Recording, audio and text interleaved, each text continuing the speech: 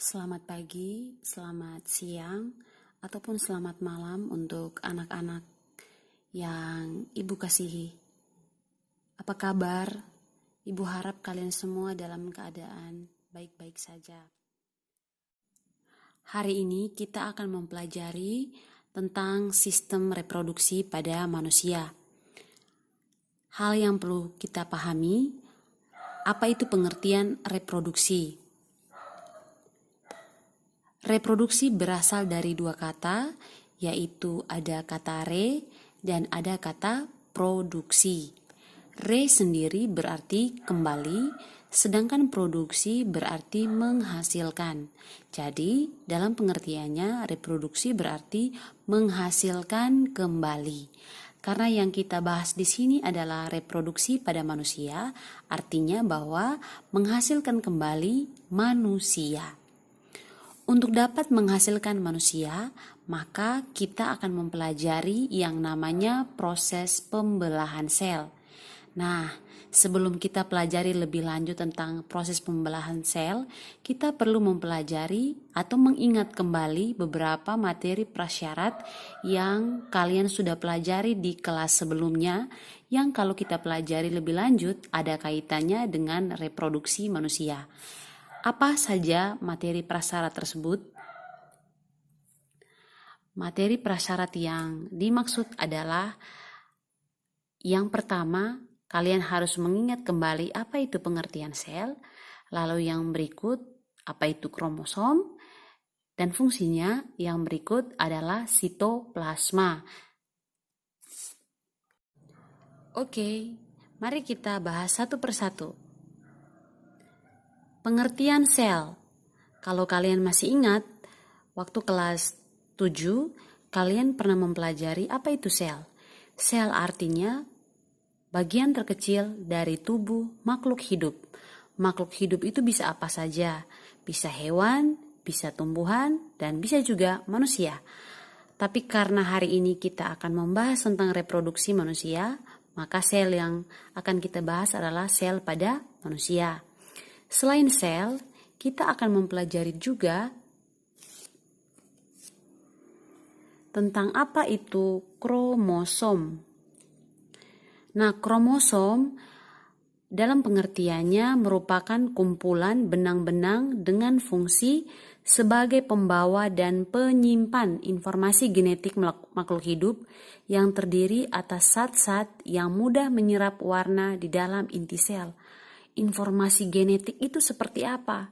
Informasi genetik itu bisa seperti warna kulit, jenis DNA, bisa juga jenis rambut, warna mata, dan lain-lain.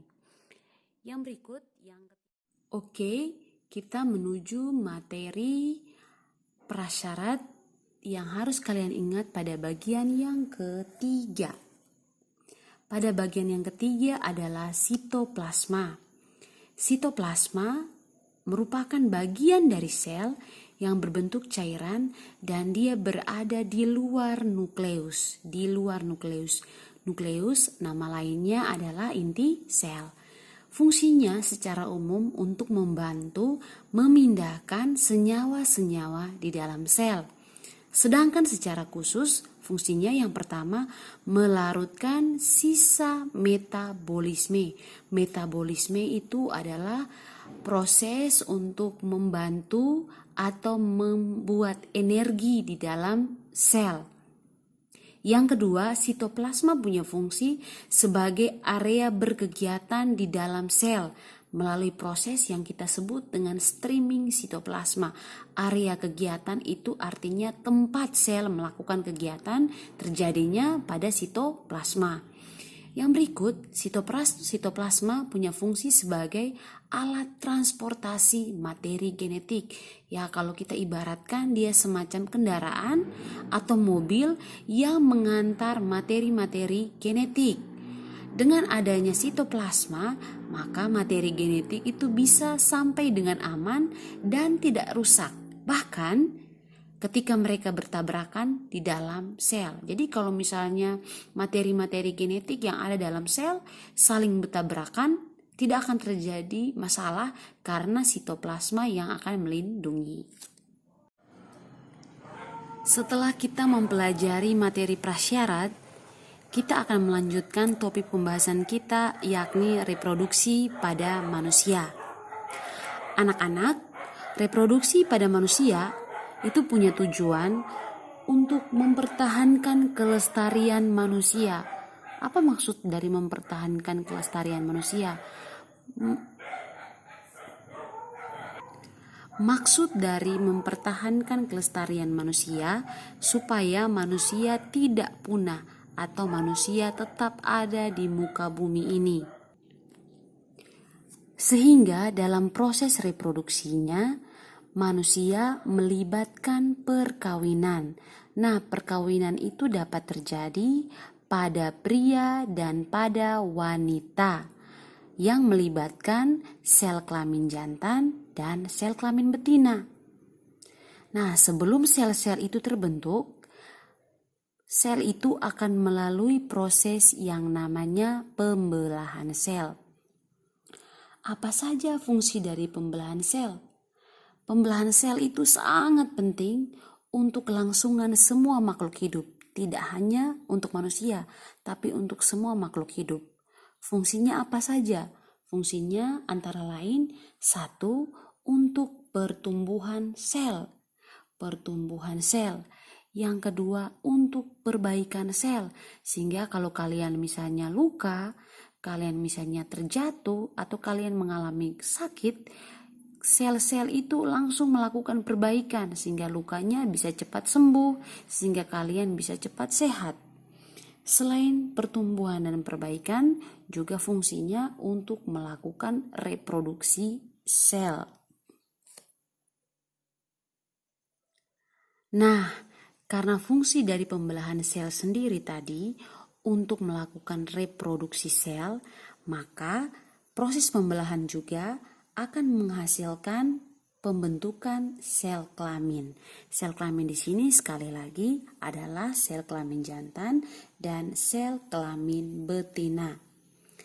Proses pembelahan sel itu dapat kita bagi menjadi 2, yakni ada yang namanya pembelahan mitosis dan ada yang namanya pembelahan meiosis. Yuk kita pelajari sama-sama apa itu pembelahan mitosis dan apa itu pembelahan meiosis. Mari kita lihat pembelahan mitosis. Nah, pembelahan mitosis dia punya fungsi utama yaitu untuk pertumbuhan sel dan mengganti sel yang rusak. Sekali lagi, pembelahan mitosis dia punya fungsi khusus untuk pertumbuhan dan mengganti sel-sel yang rusak. Untuk pembelahan mitosis dia terjadinya di sel tubuh. Sel tubuh nama lainnya adalah sel somatik. Maksudnya sel tubuh apa? Sel tubuh itu berarti sel-sel yang berada pada badan, pada tubuh saja, tidak pada alat kelamin. Jadi sekali lagi, pembelahan mitosis tujuannya adalah untuk pertumbuhan dan mengganti semua sel yang rusak. Dan tempat terjadinya adalah pada tubuh atau pada badan, tidak terdapat pada alat kelamin. Nah, sel yang dihasilkan pada pembelahan mitosis itu dia menghasilkan 2 sel. Dia menghasilkan 2 sel. Yang berikut, yang keempat, kromosom anak akan sama dengan kromosom induk.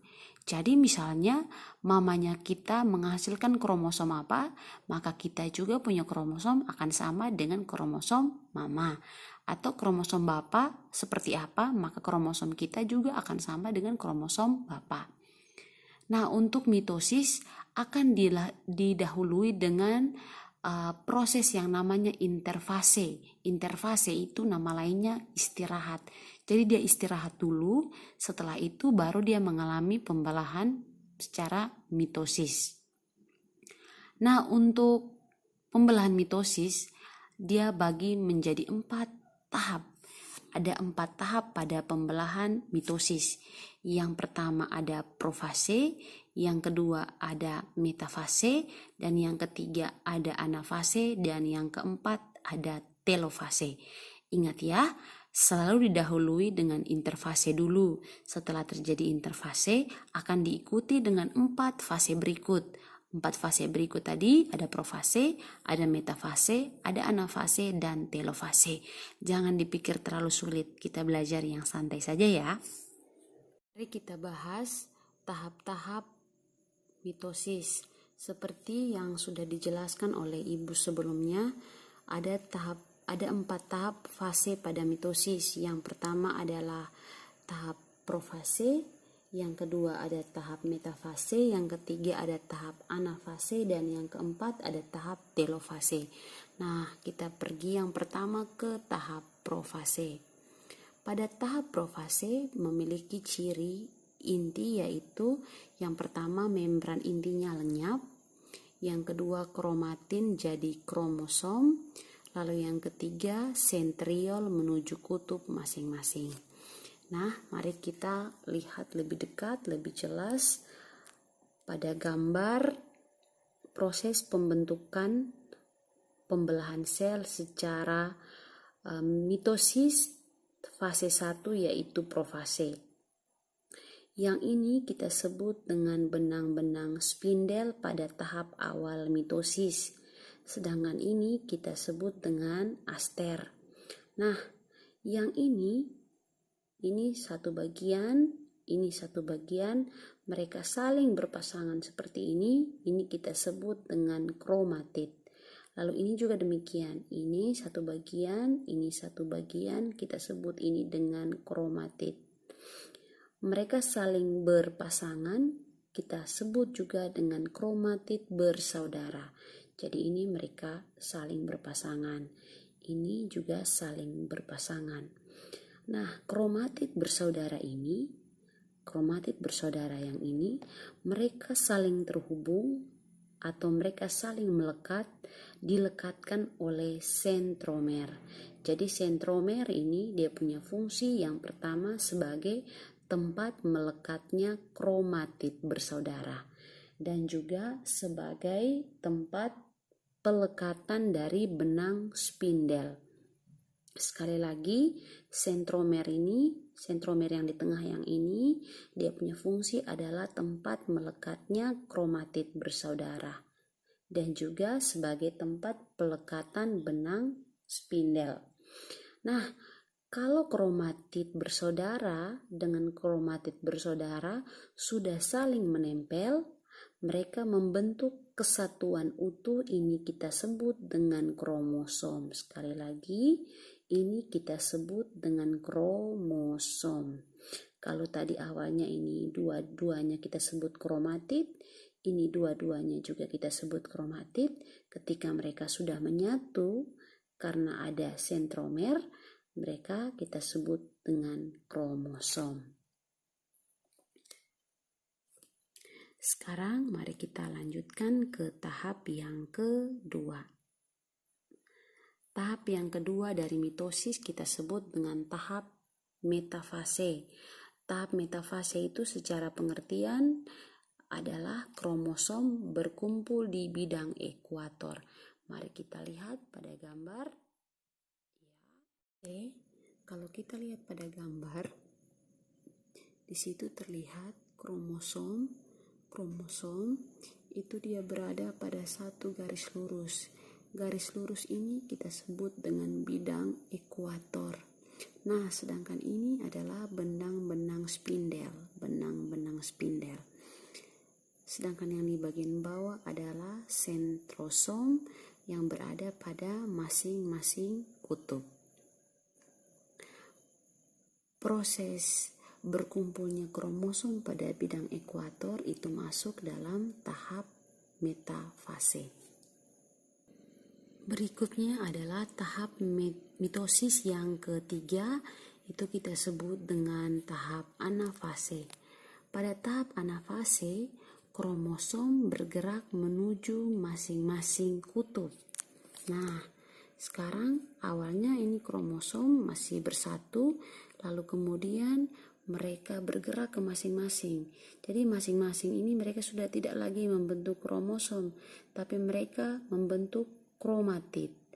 Jadi awalnya tadi mereka berkumpul menjadi satu, mereka disebut dengan kromosom, tetapi ketika sampai di tahap anafase, mereka terpisah, mereka hanya menjadi kromosom bersaudara yang kita sebut dengan kromatid.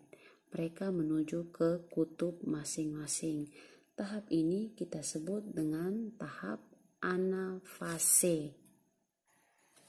Nah, pada tahap anafase ini mereka terbelah.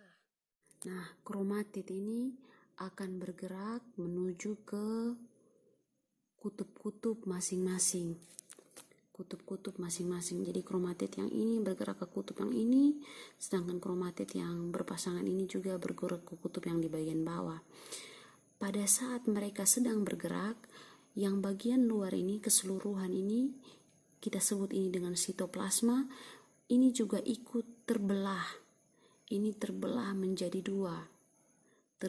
Terbelah menjadi dua sesuai dengan kutub masing-masing. Yang satu ke sana, yang satu terbelahnya ke bawah. Proses ini kita sebut dengan sitokinesis. Jadi sitokinesis awal mula terjadinya di anafase dan akan terus berlangsung sampai ke tahap berikutnya. Nah, kita lihat ke tahap berikutnya, yaitu tahap telofase. Pada saat di tahap telofase atau tahap yang keempat ini, kromatid yang sudah sampai ke masing-masing kutub yang berlawanan, ini kromatid yang tadi sampai di masing-masing kutub yang berlawanan. Lalu kromatid dia akan menipis dan memanjang. Kromatid yang tadi dua berpasangan tuh dia akan menipis lalu dia memanjang. Dia menipis dan memanjang ini kita sebut dengan kromatin. Ini juga begitu.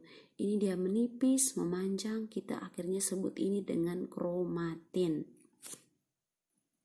Nah, tadi kan dari tahap anafase masih terjadi proses sitokinesis.